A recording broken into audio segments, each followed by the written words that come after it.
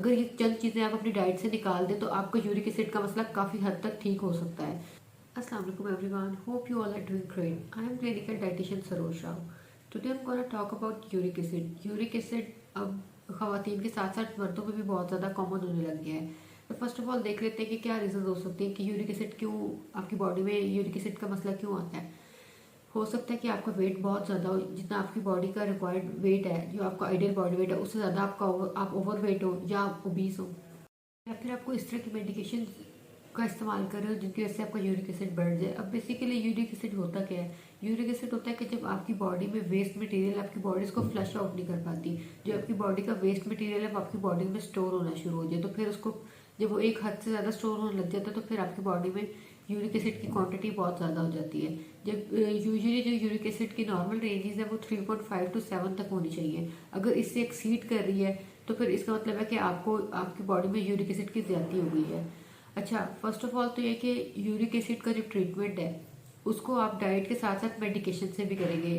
For example अगर आपका uric acid की रेंज 7 to 8 आ रही है, ठीक है, तो फिर वो ज़रूरी नहीं कि वो सिर्फ डाइट से मैनेज हो जाए, आपको उसके साथ मेडिकेशन भी करनी पड़ेगी। लेकिन ये डिपेंड भी करता है कि आपकी पेन रेजिस्टेंस पे।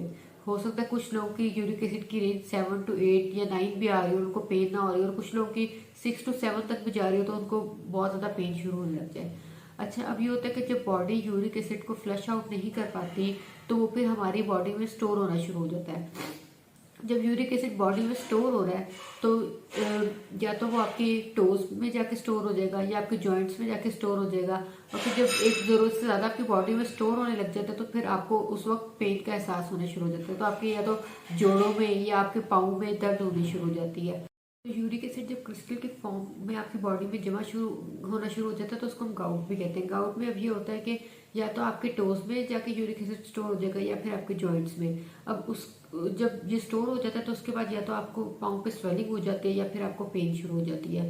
तो ये कुछ चीज़ें हैं जो यूरिक एसिड की वजह बनती हैं। मतलब यूरिक एसिड जब आपकी बॉडी में स्टोर होता है तो इस वजह से आपकी फिर बॉडी में पेन होना शुरू हो जाती है। तो आपको इसको इग्नोर नहीं करना चाहिए। आपके पाँव में पेन या स्वेलिंग शुरू हो गई तो इसका मतलब है कि यूरिक एसिड की जो ज्यादती वो बढ़ गई है आपकी बॉडी में, तो आपको उसको वहाँ पे इग्नोर नहीं करना चाहिए। या तो आप अपनी मेडिकेशन उसके साथ साथ करेंगे, उसके साथ साथ आप अपनी डाइट का भी ख्याल रखेंगे। अब देख लेते हैं कि डाइट में ऐसी कौन सी चीज़ें हैं जो यूरिक एसिड की ज्यादती की वजह बनती हैं, या हम ऐसी डाइट में कौन सी चीज़ें ले रहे होते हैं जिनकी वजह से हमारा यूरिक एसिड मजीद बढ़ जाता है। अगर ये चंद चीज़ें आप अपनी डाइट से निकाल दें तो आपका यूरिक एसिड का मसला काफ़ी हद तक ठीक हो सकता है।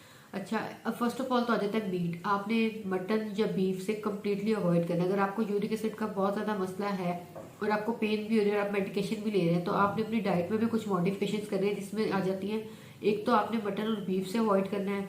उसके अलावा आप लोग सोचते हैं कि चलो प्रोटीन का सोर्स मटन और बीफ तो ले नहीं रही, हम बीन्स या इस तरह की चीज़ें लेना शुरू कर देते हैं, तो लेकिन आपने वो भी नहीं लेनी। आपने मटन, बीफ, दालें, हर तरह की दाल से, आपने चनों से, आपने रेड बीन से, इनसे आपने कम्प्लीटली अवॉइड करना है। इसके अलावा जो हमारी ग्रीन वेजिटेबल्स होती हैं आपने उनको भी कम्प्लीटली अवॉइड करना है। जैसे कि बंद गोभी हो गई, बंद गोभी से भी आपने अवॉइड करना है।